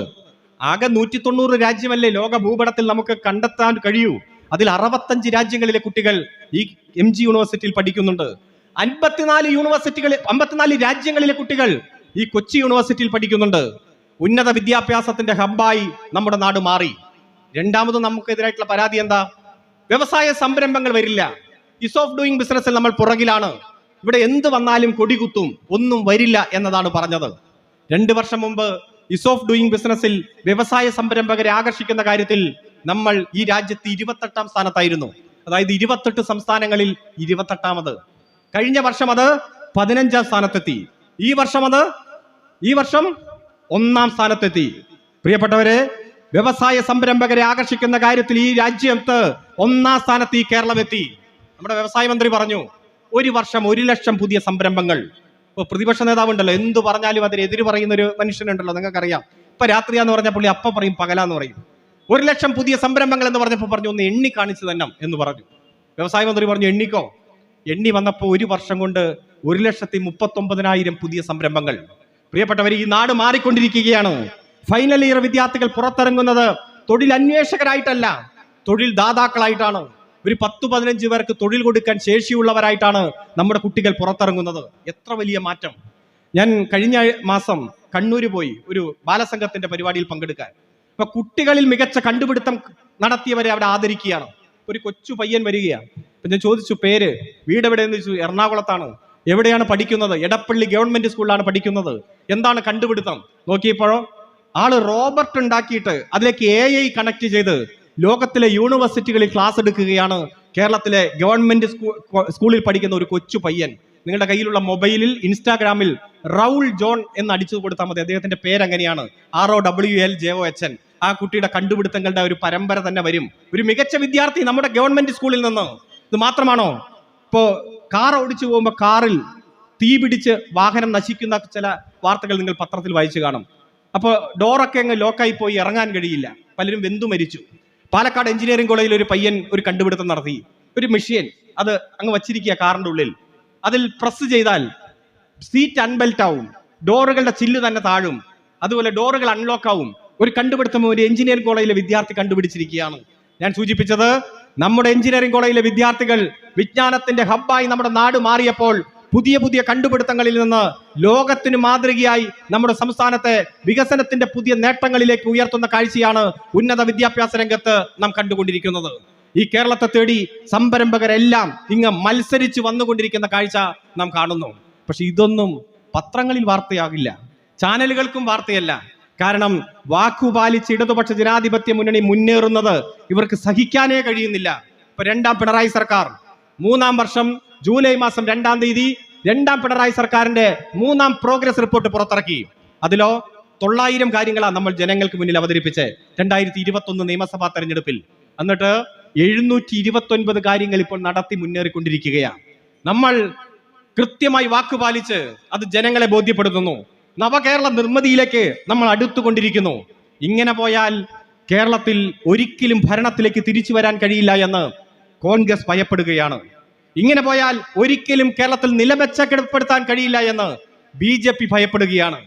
ഇവരെല്ലാവരും കൂടി അങ്ങ് ഒത്തുകൂടി ഇടതുപക്ഷത്തെ തകർക്കാനുള്ള കള്ളവാർത്തകളും വ്യാജ വാർത്തകളുമായിട്ട് അങ്ങ് ഇറങ്ങിത്തിരിച്ച് എല്ലാ പത്രങ്ങളെയും കൂട്ടുപിടിച്ചുള്ള ആക്രമണ പരമ്പരയുമായി ഇറങ്ങിത്തിരിച്ചിരിക്കുന്ന കാഴ്ചയാണ് നാം ഇപ്പൊ കണ്ടുകൊണ്ടിരിക്കുന്നത്. ഏത് വിഷയം എടുത്തു നോക്കുക, ഇടതുപക്ഷത്തെ ആക്രമിക്കാൻ വേണ്ടിയിട്ടുള്ള ഒരു പ്ലാറ്റ്ഫോം ഉണ്ടാക്കി രാവിലെ BJP ആണ് തുടങ്ങുന്നതെങ്കിൽ ഉച്ചയ്ക്ക് കോൺഗ്രസ് ഏറ്റെടുക്കും, വൈകുന്നേരം പത്രക്കാർ ചാനലുകൾ എല്ലാം ഏറ്റെടുത്ത് അന്തിചർച്ചയിലൂടെ പൊഴിപ്പിച്ച് നമ്മെ അങ്ങ് തകർക്കണം. നമ്മളോ ജനങ്ങൾക്ക് കൊടുത്ത വാക്കുപാലിച്ച് കൃത്യമായി അതൊന്നും മൈൻഡ് ചെയ്യാതെ പോയിക്കൊണ്ടിരിക്കുകയാണ്. 1956 കേരള രൂപീകരണത്തിന് മുൻപ് തന്നെ കമ്മ്യൂണിസ്റ്റ് പാർട്ടിയുടെ സമ്മേളനം തൃശ്ശൂർ വെച്ച് നടന്നു. അവിടെ വെച്ച് ഒരു രേഖ അവതരിപ്പിച്ചു. ആ രേഖ ഭാഷാടിസ്ഥാനത്തിൽ സംസ്ഥാനങ്ങൾ രൂപീകരിക്കാൻ പോവുകയാണ്. തിരുവിതാംകൂറും കൊച്ചിയും മലബാറും ചേർന്നുകൊണ്ട് കേരളം എന്നൊരു സംസ്ഥാനം വരാൻ പോവുകയാണ്. അങ്ങനെ വന്നാൽ എന്തായിരിക്കണം കമ്മ്യൂണിസ്റ്റ് പാർട്ടിയുടെ നയസമീപനം എന്നതിനെ കുറിച്ചിട്ടാണ് ചർച്ച ചെയ്തത്. അന്ന് ഒരു രേഖ അംഗീകരിച്ചു. ആ രേഖ അംഗീകരിച്ച് അങ്ങനെ പോകുമ്പോൾ നവംബർ മാസം 1-ാം തീയതി 56 കേരള പിറവി, നേരെ നിയമസഭാ തെരഞ്ഞെടുപ്പ്. നമ്മുടെ രേഖ നിയമസഭാ തെരഞ്ഞെടുപ്പിൽ പ്രകടന പത്രികയായി മാറി. ലോകത്താദ്യമായി കമ്മ്യൂണിസ്റ്റ് പാർട്ടി ബാലറ്റിലൂടെ അധികാരത്തിൽ വന്നു 1957. വിദ്യാഭ്യാസ നിയമം, കാർഷിക പരിഷ്കരണ നിയമം, ഭൂപരിഷ്കരണം, ഞാൻ ഓരോന്ന് വിശദീകരിക്കുന്നില്ല. ഈ നാട്ടിൽ പുഴുവിനെ പോലെ ജീവിച്ചിരുന്ന മനുഷ്യർക്ക് നിവർന്നു നിൽക്കാനുള്ള സാഹചര്യം ഒരുക്കി ഉജ്ജ്വലമായിട്ടുള്ള ഭരണ പോരാട്ടത്തിലൂടെ, നിയമനിർമ്മാണത്തിലൂടെ ഗവൺമെന്റ് മുന്നോട്ട് പോയി. 59 ആയപ്പോഴേക്കും ഇത് കണ്ട് സഹിക്കാൻ കഴിയാതെ വലതുപക്ഷം വിമോചന സമരവുമായി ഇറങ്ങിത്തിരിച്ചു. ആദ്യമായി പാർലമെന്റ്, ഇന്ത്യയുടെ ഗവൺമെന്റ്, കേന്ദ്ര ഗവൺമെന്റ് 356 വകുപ്പ് ഉപയോഗിച്ച് ആ ഗവൺമെന്റിനെ പിരിച്ചുവിട്ടു. ആദ്യത്തെ കമ്മ്യൂണിസ്റ്റ് ഗവൺമെന്റ് 2 കൊല്ലം കേരളം ഭരിച്ചു. പിന്നെ നാം അധികാരത്തിൽ വരുന്നത് നീണ്ട 8 വർഷങ്ങൾക്ക് ശേഷം 1967 57 ഗവൺമെന്റ് തുടങ്ങിവെച്ച ആ നിയമനിർമ്മാണങ്ങൾ അടക്കം ഏറ്റവും ഭംഗിയായി നടപ്പാക്കാനുള്ള ശ്രമമാണ് 67 ഗവൺമെന്റ് നടത്തിയത്. ആ ഗവൺമെന്റും 2 വർഷം മാത്രമേ കേരളം ഭരിച്ചുള്ളൂ. പിന്നെ നാം അധികാരത്തിൽ വരുന്നത് നീണ്ട 11 വർഷങ്ങൾക്ക് ശേഷം 1980 സഖാവ് ഇ കെ നായനാരുടെ നേതൃത്വത്തിൽ. പ്രിയപ്പെട്ടവരെ, കർഷക തൊഴിലാളികൾക്ക് പെൻഷൻ അനുവദിച്ചതടക്കം ഏറ്റവും കൃത്യമായിട്ടുള്ള ക്ഷേമ പദ്ധതികൾ തുടങ്ങിയത് 80 ഗവൺമെന്റാണ്. ആ ഗവൺമെന്റും കേരളം ഭരിച്ചത് വെറും 2 കൊല്ലം മാത്രമാണ്. പിന്നെ നാം അധികാരത്തിൽ വന്നത് 1987 അക്ഷരത്തിന്റെ ലോകത്തിലേക്ക് മലയാളിയെ കൈപിടിച്ചുയർത്തിയ ആ സമ്പൂർണ്ണ സാക്ഷരതാ യജ്ഞമടക്കം എത്രയോ നല്ല നല്ല ഇടപെടലുകളാണ് 87 ഗവൺമെന്റ് നടപ്പാക്കിയത്. സ്ലേറ്റ് ഉയർത്തിപ്പിടിച്ച് സ്വന്തം പേര് തെറ്റുകൂടാതെ എഴുതി ആ പല്ലില്ലാത്ത മോണ കാട്ടി ചിരിക്കുന്ന മുത്തശ്ശന്മാരും മുത്തശ്ശിമാരുടെയും എല്ലാം ചിത്രം ഇപ്പോഴും നമ്മുടെ മനസ്സിലേക്ക് ഓടിയെത്തും. ആ ഗവൺമെന്റ് 4 കൊല്ലം കേരളം ഭരിച്ചു. അതായത് കേരള രൂപീകരണത്തിന്റെ ആദ്യത്തെ 40 കൊല്ലത്തെ ചരിത്രത്തിൽ വെറും 10 കൊല്ലം മാത്രമാണ് കമ്മ്യൂണിസ്റ്റ് പാർട്ടി കേരളം ഭരിച്ചത്. എന്നാൽ ഇന്ന് കാണുന്ന കേരളത്തിന്റെ അടിസ്ഥാന ശില പാകിയത് ആ 10 വർഷമാണ്. അതിനുശേഷം നാം അധികാരത്തിൽ വരുന്നത് 1996 സഖാവ് നായനാരുടെ നേതൃത്വത്തിൽ തന്നെ. അധികാര വികേന്ദ്രീകരണം, ജനകീയാസൂത്രണം, ഈ നാടിന്റെ വികസനം എങ്ങനെ വേണമെന്ന് നമ്മൾ നാട്ടുകാർ ഒരുമിച്ചിരുന്ന് തീരുമാനിക്കുന്ന ആ മാതൃകാ പദ്ധതികളടക്കം നടപ്പാക്കി ഏറ്റവും ആദ്യം 5 വർഷം പൂർത്തീകരിച്ചു ഭരിച്ച കമ്മ്യൂണിസ്റ്റ് ഗവൺമെന്റ് 96 മുതൽ 2001 വരെയുള്ള നായനാർ സർക്കാരാണ്. പിന്നെ നാം അധികാരത്തിൽ വരുന്നത് 2006 സഖാവ് VS അച്യുതാനന്ദന്റെ നേതൃത്വത്തിൽ. നിങ്ങൾക്ക് എല്ലാവർക്കും ഓർമ്മയുള്ളതുപോലെ വൻകിട സംരംഭങ്ങൾ ഈ കേരളത്തിലേക്ക് വരണമെങ്കിൽ റോഡുകളുടെ വീതി കൂട്ടണം, 3ാമതും 4ാമതും ഒരു റെയിൽവേ പാളം വേണം, അതുപോലെ ഊർജ്ജ പദ്ധതികൾ കാര്യക്ഷമമാക്കി മാറ്റണം, ഇന്റർനെറ്റ് മനുഷ്യന്റെ അവകാശമാക്കി പ്രഖ്യാപിക്കണം. അങ്ങനെ പശ്ചാത്തല വികസന രംഗത്ത് വിപ്ലവകരമായ മാറ്റം വരുത്തുകയാണ് 2006 മുതൽ 2011 വരെയുള്ള VS ഗവൺമെന്റ് ചെയ്തത്. അതിന്റെ ഭാഗമായി ദേശീയപാത 30 മീറ്ററിൽ കൂടുതൽ വീതി കൂട്ടാൻ അനുവദിക്കില്ല എന്ന് പറഞ്ഞവരെയെല്ലാം ചർച്ചയുടെ ഭാഗമായി വിളിച്ചിരുത്തി കാര്യങ്ങൾ ബോധ്യപ്പെടുത്തി ഏറ്റവും മാന്യമായിട്ടുള്ള നഷ്ടപരിഹാരം കൊടുത്ത് അവരെല്ലാ സമരങ്ങളെയും ഒത്തുതീർപ്പാക്കി ദേശീയപാതയുടെ വീതി 60 മീറ്ററിൽ ഉയരെ ഇപ്പോൾ പണി പൂർത്തീകരിച്ചു കൊണ്ടിരിക്കുന്നു. ഇപ്പോഴുള്ള റെയിൽവേ സിസ്റ്റം നിങ്ങൾക്കറിയാം, 626 വളവുകളാണ് കാസർഗോഡ് മുതൽ തിരുവനന്തപുരം വരെ. 36% വളവുകളാണ്. വേഗത കൂട്ടാൻ കഴിയില്ല. വന്ദേ ഭാരത് കേരളത്തിന് പുറത്ത് 150-170 കിലോമീറ്റർ വേഗതയുണ്ട്. ഈ കേരളത്തിൽ ഇപ്പോൾ ഓടുന്നത് 70-75 കിലോമീറ്റർ വേഗതയിലാണ്. കാരണം വേഗത കൂട്ടാൻ പറ്റാത്ത റെയിൽവേ സംവിധാനമാണ് കേരളത്തിൽ. 150 വർഷം പഴക്കമുള്ള പാളം. വേഗത കൂട്ടണമെങ്കിൽ 3ാമതും 4ാമതും ഒരു പാളം വേണം. അതിവേഗ പാതയുടെ ആശയം വന്നു. കേരളത്തിന്റെ ഭൂമിശാസ്ത്രപരമായിട്ടുള്ള പ്രത്യേകത വെച്ച് അർദ്ധ അതിവേഗ പാത കെ റെയിലിന്റെ ആശയം വന്നു. അത് ചർച്ച ചെയ്തു. സാക്ഷാൽ മെട്രോമാൻ വരെ ഇത് കേരളത്തിന് അനുയോജ്യമായ പദ്ധതി എന്ന് ആദ്യം പറഞ്ഞു. കേരളം ആ പദ്ധതിയുമായിട്ട് മുന്നോട്ട് പോകുമ്പോൾ അപ്പോ തടസ്സം, കേന്ദ്ര അനുമതിയില്ല, സമരങ്ങൾ, കോലാഹലങ്ങൾ. ഇപ്പോ ഞങ്ങൾ അനുവദിക്കില്ല എന്നതാണ് പറയുന്നത്. വിഴിഞ്ഞമടക്കം കല്ലിട്ട് പോയ മുഖ്യമന്ത്രിയല്ല, കൃത്യമായി പണി പൂർത്തീകരിച്ച് നാടിന് സമർപ്പിക്കുന്ന മുഖ്യമന്ത്രിയാണ് കേരളത്തിൽ ഉള്ളത് എന്ന് ബോധ്യപ്പെട്ടപ്പോ ഇവർ തടസ്സവാദവുമായി ഇറങ്ങിച്ചെന്ന് ഇപ്പൊ ഞങ്ങൾ സമ്മതിക്കില്ല എന്ന് പറഞ്ഞ് ഉള്ള സമരങ്ങൾ നമ്മൾ കാണുകയാണ്. എന്നാൽ ആ 5 വർഷം പശ്ചാത്തല വികസന രംഗത്ത് വിപ്ലവകരമായ മാറ്റം കേരളത്തിലുണ്ടായി. 2016 മുതൽ തുടർച്ചയായി നാം ഭരിച്ചുകൊണ്ടിരിക്കുന്നു. ഈ കേരളത്തിന്റെ ഒരു പ്രത്യേകത, ഒരിക്കലും ഭരണ തുടർച്ച ഉണ്ടായിരുന്നില്ല. അതുകൊണ്ട് തന്നെ LDF തുടങ്ങി വെക്കുന്ന പദ്ധതികൾ UDF വന്നാൽ തകർക്കും. UDF തുടങ്ങി വെക്കുന്ന പദ്ധതികൾ പിന്നെ അങ്ങ് എന്തൊക്കെയായാലും ആ പദ്ധതികളുടെ മുന്നോട്ട് വയ്ക്കുമ്പോൾ അതിലുള്ള പ്രശ്നങ്ങൾ, ഗൗരവമായിട്ടുള്ള ചർച്ച ഉയർന്നു വരുമ്പോൾ അവർ തന്നെ അത് ഉപേക്ഷിച്ചു പോകുന്ന സാഹചര്യം നാം കാണുകയാണ്. LDF എത്രയോ മാതൃകാ പദ്ധതികൾ നാടിന് സമർപ്പിച്ചു. എന്നാൽ 2016 മുതൽ കൃത്യമായി ജനങ്ങൾക്ക് മുന്നിൽ അവതരിപ്പിക്കുന്ന പദ്ധതികൾ ഈ നാടിന്റെ വികസനത്തിന് വേണ്ടി പൂർത്തീകരിച്ച് സമർപ്പിക്കാൻ നമുക്ക് കഴിയുന്നുണ്ട്. അതുകൊണ്ടോ വലിയ രൂപത്തിൽ ജനങ്ങളുടെ ഇടയിൽ ചർച്ച. ഈ ഗവൺമെന്റ് മാതൃകാപരമായി പ്രവർത്തിക്കുന്നു, മറ്റ് സംസ്ഥാനങ്ങൾക്ക് മാതൃകയായി പ്രവർത്തിക്കുന്നു. വിവിധ രംഗങ്ങളിൽ നമ്മൾ ഉയർത്തിപ്പിടിക്കുന്ന ബദൽ ഏറ്റവും ശക്തമായി മറ്റ് സംസ്ഥാനങ്ങൾ ഏറ്റെടുക്കുന്നു. അതുപോലെ പ്രകൃതി ദുരന്തങ്ങൾ അടക്കമുള്ള സാഹചര്യത്തിൽ നമ്മൾ നടത്തുന്ന പ്രവർത്തനങ്ങൾ മാതൃകാപരമായി ലോക നിലവാരത്തിൽ ചർച്ച ചെയ്യപ്പെടുകയാണ്. പക്ഷേ ഇതൊന്നും മാധ്യമങ്ങൾ കാണുന്നില്ല. ഇതൊന്നും ചർച്ച ചെയ്യപ്പെടേണ്ടവർ ചർച്ച ചെയ്യുന്നില്ല. മറിച്ചോ വിവാദങ്ങൾ തന്നെ ചർച്ച ചെയ്യുന്നു. അതുപോലെ വ്യാജ വാർത്തകൾ ചർച്ച ചെയ്യുന്നു. ഗവൺമെന്റിന്റെ പ്രവർത്തികൾ, നേട്ടങ്ങൾ ജനങ്ങളിൽ എത്താത്ത തരത്തിൽ ചർച്ച ചെയ്തുകൊണ്ടിരിക്കുന്നു. അവർക്ക് എങ്ങനെയെങ്കിലും ഇടതുപക്ഷത്തെ തകർക്കണം. ഇടതുപക്ഷത്തെ തകർക്കാനോ അതിന്റെ നേതാക്കന്മാരെ ആക്രമിക്കണം. നിങ്ങൾക്ക് ഓർമ്മയുണ്ടാവും എത്ര തെറ്റായ വാർത്തകളാണ് ഇവിടെ പ്രചരിപ്പിച്ചുകൊണ്ടിരിക്കുന്നത്. ലാവ്ലിൻ ഏത് വിഷയം എടുത്താലും പറയും ലാവ്ലിൻ കേസിൽ പ്രതിയല്ലേ നിങ്ങളുടെ മുഖ്യമന്ത്രി. സുപ്രീം കോടതി പറഞ്ഞു തെളിവിന്റെ ഒരു കണികയെങ്കിലും ഹാജരാക്കിയാൽ മാത്രമേ ഈ ഫയൽ ഞാൻ തുറക്കൂ എന്ന് സുപ്രീം കോടതിയുടെ ചീഫ് ജസ്റ്റിസ് പറഞ്ഞു. ഇപ്പൊ CBI പറഞ്ഞു ഇപ്പൊ സമയമില്ല, അടുത്ത തവണ തുറക്കാമെന്ന് പറഞ്ഞു, കൊണ്ടുവരാൻ പറഞ്ഞു. 44 തവണയാണ് CBI ആ കേസെടുത്ത് മാറ്റിവെച്ചത്. ജില്ലാ കോടതി വെറുതെ വിട്ട, ഹൈക്കോടതി വെറുതെ വിട്ട, സുപ്രീം കോടതി തെളിവിന്റെ കണിക കൊണ്ടുവരാൻ പറഞ്ഞിട്ട് അതില്ലാതെ 44 തവണ CBI തന്നെ ആ കേസ് ഉപേക്ഷിച്ചു പോയ മട്ടാണ്. പക്ഷെ ഇപ്പോഴും വേട്ടയാടലിനുള്ള കുറവുമുണ്ടോ? ഒന്നുമില്ലല്ലോ. അതുപോലെ തന്നെ മുഖ്യമന്ത്രിയുടെ ഭാര്യ കമലയുമായി ബന്ധപ്പെട്ടുകൊണ്ട് എന്തെല്ലാമായിരുന്നു. കമല ഇന്റർനാഷണൽ, സിംഗപ്പൂര് തെറ്റായ വാർത്തയാണെന്ന് ബോധ്യപ്പെട്ടിട്ടും ഒരു തിരുത്തു വാർത്ത കൊടുക്കാൻ പോലും ഒരാളും തയ്യാറായില്ല. ചരമ പേജിൽ പോലും ഒരു തിരുത്ത് നാം കണ്ടില്ല. ഈ ചാവക്കാടുള്ള ഒരു വ്യവസായിയുടെ വീട് കാണിച്ച് പിണറായി വിജയന്റെ വീട് എന്ന് പറഞ്ഞ് പ്രചരിപ്പിച്ചു. അവസാനം ആ വ്യവസായി പത്രസമ്മേളനം നടത്തി പറഞ്ഞു ഇത്തരത്തിൽ തെറ്റായ വാർത്ത കാണിച്ചാൽ നിങ്ങൾക്കെതിരെ നിയമ നടപടി എടുക്കുമെന്ന് പറഞ്ഞു. തൽക്കാലം അത് അവസാനിപ്പിച്ചു. അത് മാത്രമാണോ? എത്ര നേതാക്കന്മാർക്കെതിരെ. സഖാവ് കോടിയേരി, അദ്ദേഹത്തിന്റെ മകൻ ബിനീഷ് 1.25 വർഷമാണ് ജയിലിലിട്ടത്. ഏത് കള്ളക്കടത്ത് കേസ് എന്നൊക്കെയാ പറഞ്ഞത്, മയക്കുമരുന്ന് കേസ്. 1.25 കൊല്ലം കഴിഞ്ഞപ്പോൾ പറഞ്ഞു ഒരു തെളിവില്ല, പൊയ്ക്കോളാൻ പറഞ്ഞു. ഒന്ന് ആലോചിച്ച് നോക്കിയേ. കോടിയേരിയുടെ അവസാനത്തെ ആ ഘട്ടത്തിൽ രോഗം ബാധിച്ച് അവസാനത്തെ പത്രസമ്മേളനമൊക്കെ നിങ്ങൾക്ക് ഓർമ്മയുണ്ടാകും. ഏറ്റവും കൂടുതൽ മനോവിഷമം ഉണ്ടാക്കിയ ഒരു സാഹചര്യമായിരുന്നല്ലോ. കമ്മ്യൂണിസ്റ്റ് പാർട്ടിയുടെ നേതാക്കന്മാരുടെ മക്കളായി എന്ന കുറ്റം കൊണ്ട് കള്ളക്കേസിൽ കുടുക്കി അങ്ങ് ജയിലിലേക്ക് ഇടുകയാണ്. എന്നിട്ട് വ്യാജ വാർത്തകൾ വെച്ച് പത്രക്കാർ ആക്രമിക്കുന്നു, ചാനലുകൾ ആക്രമിക്കുന്നു, റെയ്ഡ് മറ്റത് മറച്ചത്.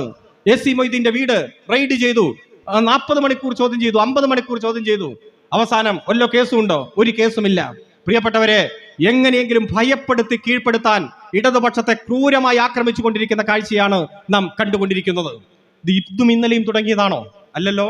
ഇപ്പൊ പറയുന്നത് ഇപ്പൊ ജീവിച്ചിരിക്കുന്ന നേതാക്കന്മാരെല്ലാം പ്രശ്നക്കാരാണ്, വിനയമില്ലാത്തവരാണ്, ജനങ്ങളുമായി ബന്ധമില്ലാത്തവരാണ്. മരിച്ചവരെല്ലാം കുഴപ്പമില്ല, ഗംഭീര കക്ഷികളായിരുന്നു എന്നാണ് മാധ്യമങ്ങളും വലതുപക്ഷവും പറയുന്നത്. എന്നാൽ പ്രിയപ്പെട്ടവരെ, കമ്മ്യൂണിസ്റ്റ് പാർട്ടിയുടെ നേതാക്കന്മാർ ജീവിച്ചിരുന്ന ഘട്ടങ്ങളിലെല്ലാം എത്ര ക്രൂരമായി വേട്ടയാടപ്പെട്ടു, ആക്രമിക്കപ്പെട്ടു. ഈ രാജ്യത്തിന്റെ ചരിത്രത്തിൽ തന്നെ ഏറ്റവും മോശമായി ചിത്രീകരിക്കപ്പെട്ട നേതാവ്, ആക്രമിക്കപ്പെട്ട നേതാവല്ലേ സഖാവ് EM ശങ്കരൻ നമ്പൂതിരിപ്പാട്. അദ്ദേഹം ജീവിച്ചിരിക്കുമ്പോ, കേരളത്തിന്റെ മുഖ്യമന്ത്രിയായിട്ട് വരുമ്പോ, അതുപോലെ സഖാവ് AK ഗോപാലൻ മരണശയ്യയിൽ കിടക്കുമ്പോ കാലം വന്ന് വിളിച്ചിട്ടും എന്തേ ഗോപാല പോകാത്തത് എന്ന് പറഞ്ഞ് ആക്രമിച്ചത്, ഏറ്റവും മോശമായി ചിത്രീകരിച്ചത് നമുക്ക് ഓർമ്മയില്ലേ? അങ്ങനെ ഓരോ നേതാക്കന്മാരെ എടുത്ത് പരിശോധിക്ക്. നമ്മുടെ അഴീക്കോടൻ രാഘവൻ പാർട്ടിയുടെ സംസ്ഥാന സെക്രട്ടേറിയറ്റ് അംഗവും LDFന്റെ കൺവീനറുമായിരുന്നു. അഴീക്കോടനെ കുറിച്ച് മനോരമ എഡിറ്റോറിയൽ എഴുതിയത് അഴീക്കോടൻ സമം അഴിമതിക്കോടൻ എന്നതാണ്. പിറ്റേ ദിവസം തൃശൂർ പട്ടണത്തിന്റെ നടുത്തളത്തിൽ വിട്ട് കോൺഗ്രസുകാരുടെ കുത്തേറ്റ് അഴീക്കോടൻ മരണപ്പെട്ടു. അഴീക്കോടൻ സഖാവിന്റെ ശവശരീരവുമായിട്ട് പാർട്ടി സഖാക്കൾ കണ്ണൂർക്ക് പോകുകയാണ്. അങ്ങ് ആംബുലൻസ് കണ്ണൂർ എത്താറായപ്പോൾ സഖാക്കൾ അങ്ങനെ പരസ്പരം നോക്കുകയാണ്. കാരണം ഈ ശവശരീരം മറവ് ചെയ്യാൻ ഒരു തുണ്ട് ഭൂമി പോലും സഖാവ് അഴീക്കോടൻ രാഘവന്റെ പേരിലില്ല, കുടുംബാംഗങ്ങളുടെ പേരിലില്ല. അവസാനം പാർട്ടി സഖാക്കൾ പിരിവെടുത്ത് സ്ഥലം വാങ്ങിച്ച് ആ ശവശരീരം മറവ് ചെയ്യുമ്പോഴും മനോരമ എഴുതിയ അഴീക്കോടൻ സമം അഴിമതിക്കോടൻ എന്ന വാചകം ആ വലിയ ലിപിയിൽ തന്നെ അങ്ങനെ കിടക്കുകയാണ്. ഒരു തിരുത്തു കൊടുക്കാൻ മനോരമ തയ്യാറായില്ല.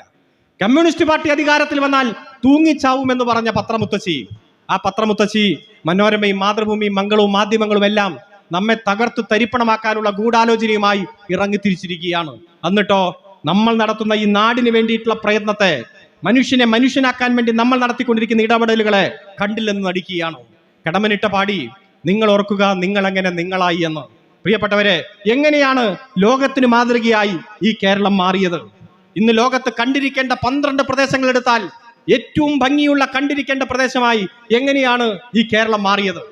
ഇന്ത്യയിൽ ജനിച്ചു വീണ്ടാൽ അത് ഒരാളുടെ ആയുർദൈർഘ്യം 65-66 കേരളത്തിന്റെ ആയുർദൈർഘ്യം 77-78. അതായത് കേരളത്തിൽ ജനിച്ചാൽ നിങ്ങൾക്ക് 12 വയസ്സ് കൂടുതലാണ്. എങ്ങനെയാണ് ഇത്തരത്തിലൊരു മാറ്റം ഉണ്ടായത്?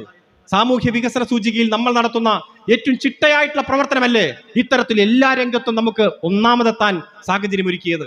പക്ഷേ അതിനൊന്നും അർഹിക്കുന്ന ഒരു പരിഗണനയും കൂടാതെ തരാതെ നമ്മെ ആക്രമിച്ചു കൊണ്ടിരിക്കുകയാണ്, ഭയപ്പെടുത്തി കീഴ്പ്പെടുത്താൻ നോക്കിക്കൊണ്ടിരിക്കുകയാണ്, നുണ പ്രചരിപ്പിച്ചു കൊണ്ടിരിക്കുകയാണ്.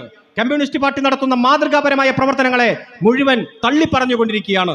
എന്നാൽ പ്രിയപ്പെട്ടവരെ, വഴി നടക്കാൻ, മാറുമറയ്ക്കാൻ, ചെരുപ്പ് ധരിക്കാൻ, പൊതുവേദികളിൽ പ്രത്യക്ഷപ്പെടാൻ, അതുപോലെ മീശ വയ്ക്കാൻ, ഒരുമിച്ചിരുന്ന് ഭക്ഷണം കഴിക്കാൻ, അമ്പലങ്ങളിൽ പ്രവേശിക്കാൻ, പൊതു ടാപ്പിൽ നിന്ന് വെള്ളമെടുക്കാൻ, ഇത്തരത്തിൽ ഒന്നും അവകാശമില്ലാത്ത ഒരു നാടായിരുന്നില്ലേ നമ്മുടെ നാട്? ജനിച്ച നാട്ടിൽ പുഴുവിനെ പോലെ ജീവിച്ചു കൊണ്ടിരുന്ന നിരവധി ലക്ഷക്കണക്കിന് ആളുകൾ, 90% ആളുകൾ ആ നാടിനെ നോക്കിയിട്ടല്ലേ വിവേകാനന്ദൻ ഇന്ത്യ മുഴുവൻ നടന്ന് സഞ്ചരിച്ച് കേരളത്തിൽ വന്നപ്പോ ഈ നാടിനെ മാത്രം ഭ്രാന്താലയം എന്ന് വിളിച്ചത്? ആ ഭ്രാന്താലയം എങ്ങനെയാണ് മനുഷ്യാലയമായി മാറിയത്? ആ മനുഷ്യാലയം എങ്ങനെയാണ് ദൈവത്തിന്റെ സ്വന്തം നാടായി മാറിയത്? ഇന്ന് ലോകത്തെ ഏറ്റവും ഒന്നാമത്തെ സംസ്ഥാനമായി എങ്ങനെയാണ് ഈ കേരളം മാറിയത്? നമ്മൾ കമ്മ്യൂണിസ്റ്റ് പാർട്ടി നടത്തിയ മാതൃകാപരമായ ഇടപെടൽ തന്നെയാണ്. നവോത്ഥാന നായകന്മാർ കൊളുത്തിത്തന്ന ദീപം, സാമൂഹ്യ പരിഷ്കർത്താക്കൾ കൊളുത്തിത്തന്ന ദീപം, ക്രിസ്ത്യൻ മിഷണറിമാരും ഇസ്ലാം മത മേലധ്യക്ഷന്മാരും നവോത്ഥാന നായകന്മാരും എല്ലാം കൊളുത്തിത്തന്ന ദീപം കെടാതെ സൂക്ഷിച്ച് മുന്നോട്ട് പോയത് കമ്മ്യൂണിസ്റ്റ് പാർട്ടിയാണ്.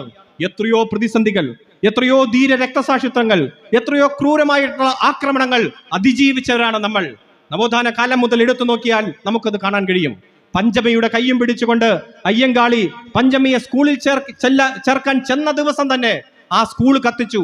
1912 നാട്ടുകാർ ആ സ്കൂൾ പുനർനിർമ്മിച്ചു. ആ കുട്ടിയെ വീണ്ടും ചേർക്കാൻ ചെന്നു. അന്നും ആ സ്കൂൾ ആക്രമിച്ചു, തല്ലി ഓടിക്കാൻ ശ്രമിച്ചു. നമുക്കറിയാം 1924-25 കാലഘട്ടത്തിൽ വക്യം സത്യാഗ്രഹം നടക്കുകയാണ്. വഴി നടക്കാനുള്ള അവകാശത്തിന് വേണ്ടിയിട്ടുള്ള പോരാട്ടമാണ്. മഹാത്മാഗാന്ധി നേരിട്ടെത്തി സമരപന്തലിലേക്ക്.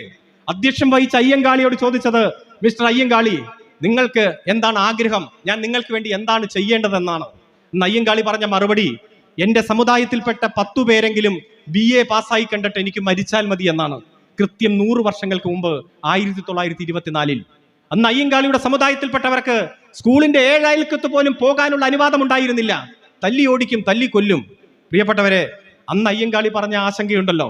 അയ്യങ്കാളിയുടെ സമുദായത്തിൽ നിന്ന് ഒരാൾ പഠിച്ചു വളർന്നു വലുതായി ഈ രാജ്യത്തിന്റെ പ്രസിഡന്റായി മാറി നമ്മുടെ കൊച്ചു കേരളത്തിൽ നിന്ന്, ഉഴവൂരിൽ നിന്ന് KR നാരായണൻ. എങ്ങനെയാണ് അത് സാധിച്ചത്? പഠിച്ചു വളർന്ന് മുന്നേറി സുപ്രീം കോടതിയുടെ ചീഫ് ജസ്റ്റിസായി മാറി ഈ കേരളത്തിൽ നിന്ന് ഒരാൾ, KG ബാലകൃഷ്ണൻ. എങ്ങനെയാണ് സാധിച്ചത്? കമ്മ്യൂണിസ്റ്റ് പാർട്ടി 1957 അധികാരത്തിൽ വന്ന് വിദ്യാഭ്യാസ പരിഷ്കരണം നടപ്പാക്കിയതിനു ശേഷം നടത്തിയ ചിട്ടയായിട്ടുള്ള ഇടപെടലുകളും പോരാട്ടങ്ങളുമാണ് വിദ്യാഭ്യാസത്തിന്റെ ജനകീയവൽക്കരണം പൂർത്തിയായത്. അതുപോലെ ഓരോ അവകാശങ്ങളും നമ്മൾ കവർന്നു മേടിച്ചത്, ഫൈറ്റ് ചെയ്തു മേടിച്ചത്. ഉശിരുള്ള നായർ മണിയടിക്കും, ഇലനക്കി നായർ മുഖത്തടിക്കുമെന്ന് മുഖത്തടിയേറ്റ്, അതുപോലെ തന്നെ ഒലക്ക കൊണ്ട് അടിയേക്കുമ്പോഴും കൃഷ്ണപിള്ളയും AKGയും അമ്പലത്തിൽ പ്രവേശിക്കാനുള്ള അവകാശത്തിന് വേണ്ടി 1931 നടന്ന ഗുരുവായൂർ സത്യാഗ്രഹത്തിന്റെ ഭാഗമായി എത്ര ത്യാഗം സഹിച്ചിട്ടാണ് ഈ അവകാശങ്ങൾ നാം നേടിയെടുത്തത്. ഇന്ന് RSSും സംഘപരിവാറും എല്ലാം അങ്ങ് അട്ടഹസിക്കുകയല്ലേ, ഇതെല്ലാം ഞങ്ങളുടേതാണ്, ഇതെല്ലാം ഞങ്ങളാണ് ഇതിന്റെ ഉത്തരവാദി എന്ന് പറയുകയല്ലേ.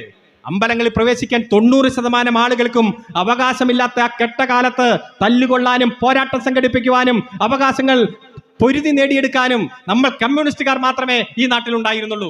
പാലിയം സമരമോ? പാലിയം സമരഭൂമിയിലും ക്രൂരമായിട്ടുള്ള മർദ്ദനം. IV ദാസ് എന്ന് പറയുന്ന ആ നേതാവിനെ ആ മരണത്തിന്റെ അവസാന ഘട്ടത്തിൽ പോലീസ് സ്റ്റേഷനിൽ ക്രൂരമായ മർദ്ദനത്തിന്റെ അവസാന ഘട്ടത്തിൽ വെള്ളം വെള്ളം എന്ന് പറഞ്ഞ് കരഞ്ഞപ്പോ പോലീസുകാർ ചിരട്ടയിൽ മൂത്രം കൊടുത്ത് ആ വെള്ളത്തിന് പകരം മൂത്രം കൊടുത്തത് അദ്ദേഹം ഒരു പുസ്തകത്തിൽ വായിച്ചിട്ടുണ്ട്. എത്ര ക്രൂരമായിട്ടുള്ള അവഗണന, എത്രയോ ആക്രമണങ്ങൾ. മക്കളെ തേടി വന്ന് മക്കളെ കിട്ടാതെ വന്നപ്പോൾ അച്ഛനെ അരിങ്കൊല ചെയ്തില്ലേ? തിരുവനന്തപുരം ആനാവൂര് നാരായണൻ നായർ എന്ന് പറയുന്ന പ്രിയപ്പെട്ട സഖാവിനെ മകനായ അജയ്യെ തേടി വന്നതാണ് RSSുകാർ. കിട്ടാതെ വന്നപ്പോ എന്നാ അച്ഛനെങ്കിൽ അച്ഛൻ ഇരിക്കട്ടെ, കൊന്നില്ലേ ക്രൂരമായിട്ട്? ഭർത്താവിനെ തേടി വന്ന ഭർത്താവിനെ കിട്ടാതെ വന്നപ്പോ ഭാര്യയെ ബോംബെറിഞ്ഞു കൊന്നു. ഞങ്ങളുടെ നാട്ടിൽ തൃപ്പൂണിത്തറ ഉദയംപേരൂര് സരോജിനി എന്ന് പറയുന്ന പ്രിയപ്പെട്ട അമ്മ ബോംബ് എറിഞ്ഞ് ക്രൂരമായ മരണശയ്യയിൽ കിടക്കുമ്പോൾ മകൻ ഓടി വരികയാ. മകനെ ബോംബെറിഞ്ഞു, കണ്ണ് നഷ്ടപ്പെട്ടു, സുജിത്ത് വലത് കണ്ണില്ല ഇന്ന്. എത്ര പൈശാചികമായിട്ടുള്ള ആക്രമണം.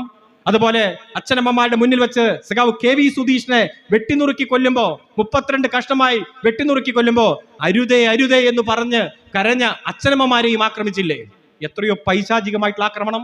218 പ്രിയപ്പെട്ട സഖാക്കളെയാണ് RSSുകാർ നമ്മളിൽ നിന്ന് കൊത്തിയരിഞ്ഞു കൊണ്ടുപോയത്. ഇന്ന് കോൺഗ്രസും മാധ്യമങ്ങളും പറയുക RSSും CPMഉം ഡീലല്ലേ, നിങ്ങൾ സൗഹൃദത്തിലല്ലേ എന്ന്. ഒന്ന് ആലോചിച്ച് നോക്കിയേ. ഈ രാജ്യത്ത് ഏറ്റവും കൂടുതൽ RSS ശാഖയുണ്ടായിരുന്നത് ഈ കൊച്ചു കേരളത്തിലാണ്. സ്വാതന്ത്ര്യ സമരകാലത്ത് 50കളിൽ ഈ രാജ്യത്ത് ഏറ്റവും കൂടുതൽ RSS ശാഖയുണ്ടായിരുന്ന പ്രദേശം തിരുവിതാംകൂറും കൊച്ചിയും മലബാറും അടങ്ങുന്ന കേരളത്തിലാണ്. എന്തുകൊണ്ടാണ് BJPക്ക് കേരളത്തിൽ വളരാൻ കഴിയാത്തത്? നമ്മൾ നടത്തിയ അതിശക്തമായിട്ടുള്ള പ്രതിരോധമാണ്. നുണപ്രചരണങ്ങളെ പൊളിച്ചടക്കിയത് കൊണ്ടാണ് ഇപ്പോഴും നമ്മെ തകർക്കാൻ ഗൂഢാലോചന നടത്തി ആക്രമണ പരമ്പരയുമായി ഇറങ്ങി തിരിച്ചിരിക്കുകയല്ലേ. നമ്മൾ സഹിച്ച ത്യാഗം, നമ്മൾ സഹിച്ച വേദന ഇവിടെ ഏത് പ്രസ്ഥാനം സഹിച്ചിട്ടുണ്ട്? MLA നഷ്ടപ്പെട്ട പ്രസ്ഥാനം, പഞ്ചായത്ത് പ്രസിഡന്റിന് നഷ്ടപ്പെട്ട പ്രസ്ഥാനം, മുനിസിപ്പൽ ചെയർമാനെ നഷ്ടപ്പെട്ട പ്രസ്ഥാനം, എന്തിന് എത്രയോ അരുമയായ സഖാക്കളെ നഷ്ടപ്പെട്ട പ്രസ്ഥാനം. ഏറനാടിന്റെ കരുത്തുറ്റ പോരാളിയായിരുന്നില്ലേ സഖാവ് കുഞ്ഞാലി? MLA ആയിരിക്കുമ്പോഴല്ലേ കോൺഗ്രസ്സുകാർ വെടിവെച്ച് കൊന്നത്? ഈ ചാവക്കാട്ടെ മുനിസിപ്പൽ ചെയർമാൻ KP വത്സലനെ പുലർച്ചെ വീടാക്രമിച്ച് എത്ര പൈശാചികമായിട്ടാണ് ബന്ധുക്കളുടെ മുന്നിൽ വെച്ച് വെട്ടിനുറുക്കി കൊന്നത്? KU കുഞ്ഞിരാമൻ പഞ്ചായത്ത് പ്രസിഡന്റായി മാതൃകാപരമായ പ്രവർത്തനം സംഘടിപ്പിക്കുമ്പോഴല്ലേ ഏറ്റവും പൈശാചികമായി ആക്രമിച്ച് കൊലപ്പെടുത്തിയത്? അങ്ങ് എടുത്തു നോക്കുക, തിരുവനന്തപുരം മുതൽ കാസർഗോഡ് വരെ എത്ര പ്രിയപ്പെട്ട സഖാക്കളെ നഷ്ടപ്പെട്ട പ്രസ്ഥാനമാണ് നമ്മുടേത്. ഇതെല്ലാം ഇന്ന് കാണുന്ന നാടായി കേരളത്തെ പുനർനിർമ്മിക്കാനുള്ള പോരാട്ടത്തിന്റെ ഭാഗമായിട്ടാണ്. തിരുവോണ നാളിൽ ഭാര്യയ്ക്കൊപ്പം സന്തോഷത്തോടെ ഭക്ഷണം കഴിച്ചുകൊണ്ടിരുന്ന സഖാവ് P ജയരാജൻ RSSകാർ ബോംബെറിഞ്ഞ് വീടാക്രമിച്ച് ആ തലങ്ങും വിലങ്ങും വടിവാള് വെച്ച് വെട്ടിയില്ലേ? കയ്യിൽ കിട്ടിയ ചൂരൽ കസേര കൊണ്ട് ഓരോ വെട്ടും തടഞ്ഞു. അതിനിടയിൽ വലതു കൈ അറ്റുപോയി. അദ്ദേഹത്തെയും എടുത്തുകൊണ്ട് പാർട്ടി സഖാക്കൾ എറണാകുളത്ത് സ്പെഷ്യലിസ്റ്റ് ഹോസ്പിറ്റലിലേക്ക് ആംബുലൻസിൽ പോകുമ്പോൾ അറ്റുപോയ കൈ ആദ്യത്തെ ആംബുലൻസിൽ ഉണ്ടായിരുന്നില്ല. പിന്നത്തെ വാഹനത്തിലാണ് അറ്റുപോയ ശരീരഭാഗങ്ങളുമായി എടുത്തുകൊണ്ട് പോകുന്നത്. ഒന്ന് ആലോചിച്ച് നോക്കി, ഇപ്പോഴും ചലനമറ്റ കൈ ഇങ്ങനെ പ്രത്യേകം പിടിക്കുന്ന കാഴ്ച നമ്മൾ കണ്ടില്ലേ? നേതാക്കന്മാരുടെ സ്ഥാനം പോലും നോക്കാതെ, വഹിക്കുന്ന പൊസിഷൻ നോക്കാതെ ശബരിമലയ്ക്ക് മാലയിട്ട് വ്രതം നോക്കിയിരുന്ന രജീഷിന്റെ കഴുത്ത് അറ്റുമാറ്റുമ്പോഴും ആ ശബരിമലക്കിട്ട മാല ആ പ്രിയപ്പെട്ട ബ്രാഞ്ച് സെക്രട്ടറിയുടെ കഴുത്തിലുണ്ടായിരുന്നു. അങ്ങനെ ഈ നാടിനെ ഇന്ന് കാണുന്ന നാടാക്കി മാറ്റാൻ ഐതിഹാസികമായ പോരാട്ടത്തിന് നേതൃത്വം കൊടുത്ത് വാക്കുപാലിച്ച് മുന്നോട്ട് പോകുന്ന ഇടതുപക്ഷ പ്രസ്ഥാനത്തെ തകർത്ത് തരിപ്പണമാക്കാൻ ഓരോ നേതാക്കന്മാരെ ആക്രമിച്ച്, അവരുടെ കുടുംബത്തെ വരെ ആക്രമിച്ച് ഭയപ്പെടുത്തി കീഴ്പ്പെടുത്തി അങ്ങനെ ഇന്ത്യയിൽ അവശേഷിക്കുന്ന കമ്മ്യൂണിസ്റ്റ് ഗവൺമെന്റിനെ ദുർബലപ്പെടുത്താനുള്ള ശ്രമവുമായി ഇവർ മുന്നോട്ട് പോവുകയാണ്. അതിനുവേണ്ടിയോ PV അൻവർ ഇടതുപക്ഷത്തിന്റെ MLA ആയിരുന്നു. അങ്ങ് എന്തൊക്കെയായിരുന്നു അന്ന് അവർ സൂചിപ്പിച്ചത്? അങ്ങ് ആഫ്രിക്കയിൽ പോയി സ്വർണ്ണക്കള്ളക്കടത്ത് നടത്തുന്നയാൾ, ആദിവാസികളുടെ ഭൂമി തട്ടിയെടുത്തയാൾ, ജലത്തിന്റെ ഇടയിൽ നടയണ തേട്ടി ജനങ്ങളുടെ കൃഷി ആവശ്യം മുടക്കിയാൽ എത്രയോ ആക്രമണമായിരുന്നു. അന്ന് നമ്മളാണ് എല്ലാ സൈബർ പോരാളികൾ ഇറങ്ങി അദ്ദേഹത്തെ സംരക്ഷിച്ചതും അദ്ദേഹത്തിന്റെ ഒപ്പം നിന്നതും. ഇപ്പോഴോ വലതുപക്ഷ വ്യതിയാനം വന്ന് അങ്ങ് പോയിരിക്കുകയാണ്. പക്ഷേ ഒരൊറ്റയാൾ, ഒരു CPM അംഗം, ഒരനുഭാവി, ഒരാൾ പോലും അൻവറുടെ കൂടെ പോകാൻ ഈ പാർട്ടിയിൽ നിന്നുണ്ടായിരുന്നില്ല. അതാണ് ഈ പാർട്ടി. അദ്ദേഹം ചേലക്കരയിൽ പോയി ഇറങ്ങിയ ദിവസം AICC അംഗമാണ് കൂടെ പോയത്. ഒന്ന് ആലോചിച്ച് നോക്കിയേ, AICC അംഗം പോയി അവിടെ സ്ഥാനാർത്ഥിയായി.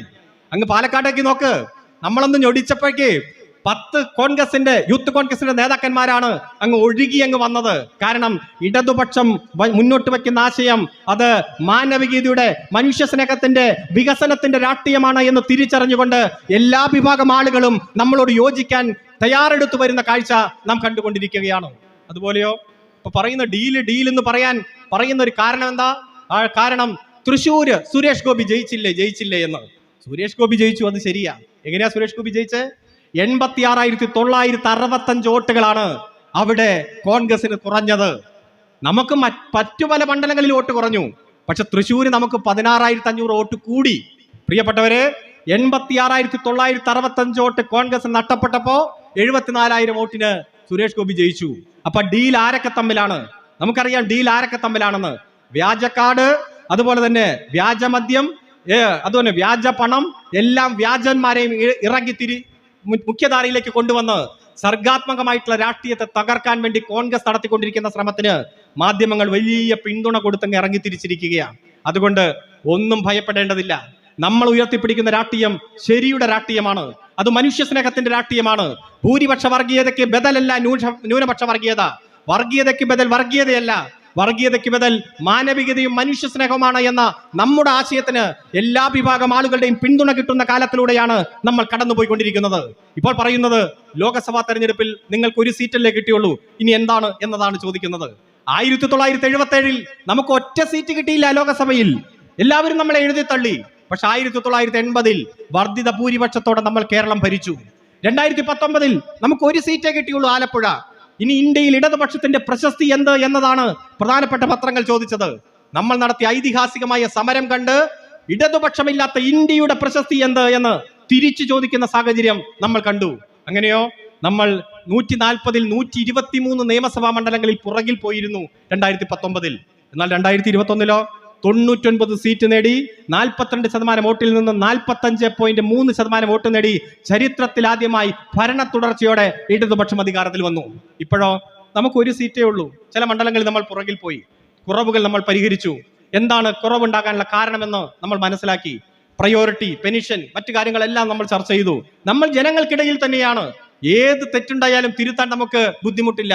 കാരണം ജനങ്ങൾ തന്നെയാണ് നമ്മുടെ കരുത്ത്. നമ്മുടെ കമ്മിറ്റ്മെന്റ് ഈ മാധ്യമങ്ങളോടല്ല, നമ്മുടെ കമ്മിറ്റ്മെന്റ് UDF-നോടല്ല, BJP-യോടല്ല, സംഘപരിവാറിനോടല്ല, ജമാഅത്ത് ഇസ്ലാമിയോടല്ല, പോപ്പുലർ ഫ്രണ്ടിനോടല്ല, NDF-നോടല്ല. നമ്മുടെ കമ്മിറ്റ്മെന്റ് ജനങ്ങളോടാണ്.